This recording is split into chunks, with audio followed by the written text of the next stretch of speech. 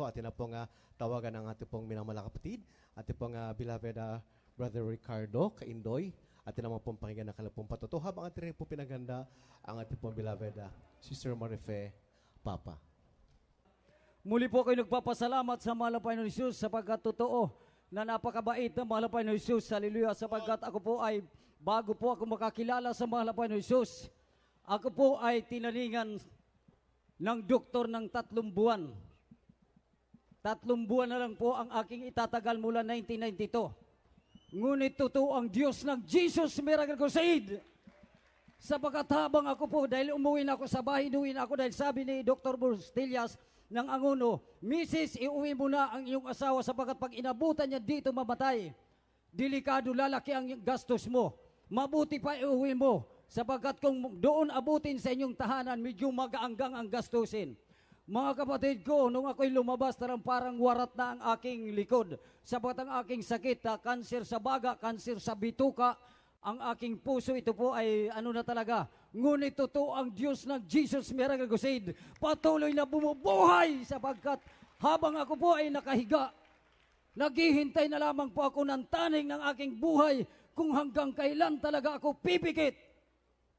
Ang aking beloved baby, ito po ay nanalangin sapagkat siya ang nagbabantay sa akin ng aking sweetheart. Ito pa-extra na lang sa trabaho. Mga kapatid ko, alam nyo, sabi nitong bata, Papa Jito, dahil bulol pa siya, isang magdadalawang taon pa lang, tulong aling Papa, kuwawa naman. Ang aking mata po mga kapatid ko, linalamgam na minsan, di ko mapansin. Ngunit ang aking mga paa, pag ito'y pinagpatong ko, hindi na natatanggal, halos sirap na talaga ko. Ngunit totoo ang Diyos.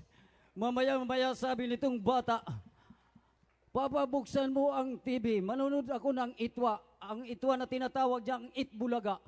1993, 1992 yon. Mga kapatid ko, nung binuksan ko, bumungad ang Jesus Miracle Crusade. Nang sabi ng mga pastor, kung ikaw may cancer, leukemia, diabetes, ketong AIDS, ikay dumalo sa Jesus Miracle Crusade at ikay pagagalingin ng Diyos.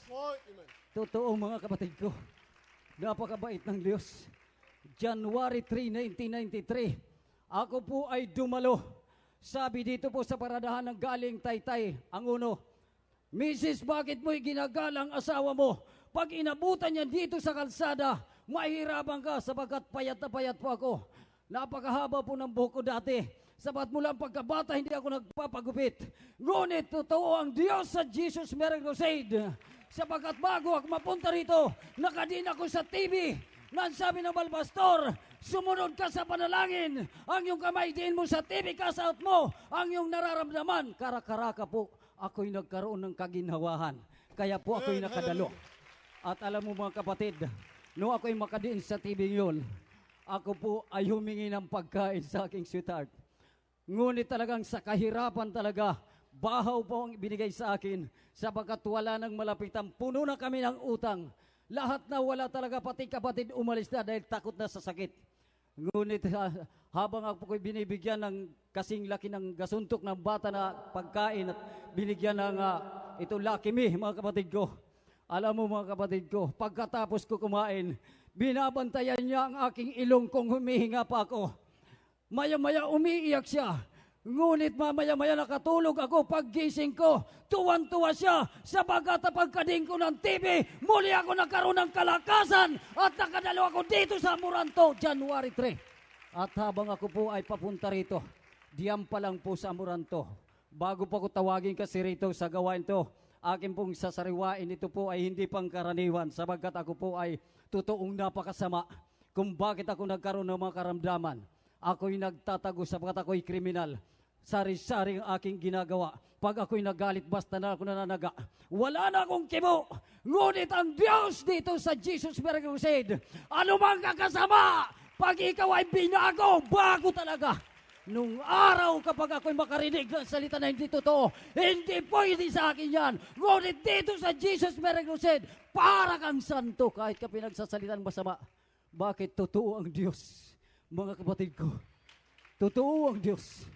Pagdalo namin dito sa Amoranto, doon pa lang, sapagkat sa Pililya pa lang, nandun ako sa Pililya nagtatago sa krimen na aking ginawa.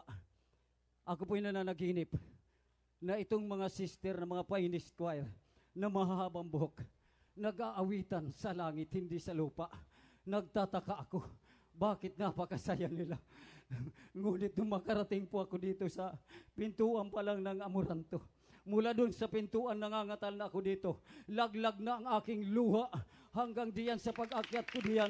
Nung makita ko ang Pioneer Choir, nabuhayan ako ng loob. Sabi ko, ito na ang gawain ng Diyos na magpapagaling sa akin. Kara-karaka pagkahapon, ako'y tumanggap ng bautismo, January 3, 1993, hanggang ngayon ang 3 buwan na taning, buhay na buhay pa rin. Nagpapatotoo. Kauna-unahan himala sa akin, sapagkat sa kagipitan wala na akong may suot. Ang aking sapatos nung araw sapagkat ragid ako. Robert John, Maong. Nung kasalukuyan kami nag-overnight. Pagkatapos ng overnight, umuwi kami, umaga. Papunta sa amin nung araw, wala pang kalsada na simentado. Putik po ito. Nakatulog po ako. Sa kinabukasan, kailangan dadalo. Hapon na, nalabang ko ang aking Robert John na puti, na aking sapatos. Kaisa-isa lang. Alam mo mga kapatid, kinabukasan, umaga, ganun pa rin basang-basa. Sabi ko, paano ako makakasamba? Wala akong pansuot. Ang aking sapatos, ang aking maong na pantalon, basang-basa dahil Agosto noon tag-ulan.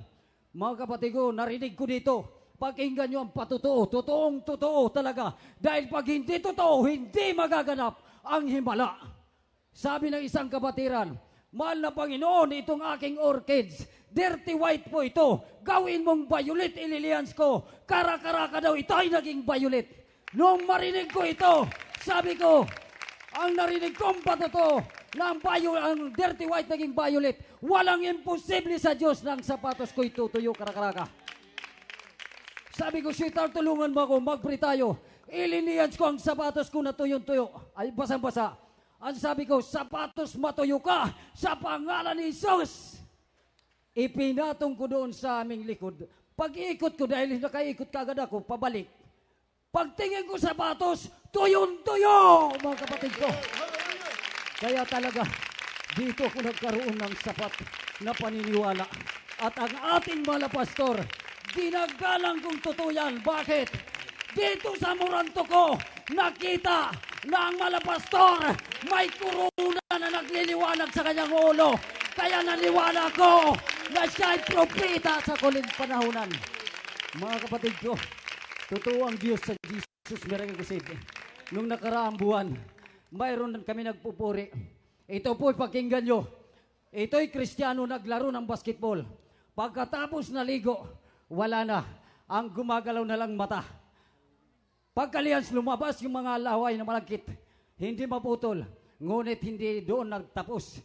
Dinala sa doktor. Ang sabi, balat na balot daw ang baga ng prima.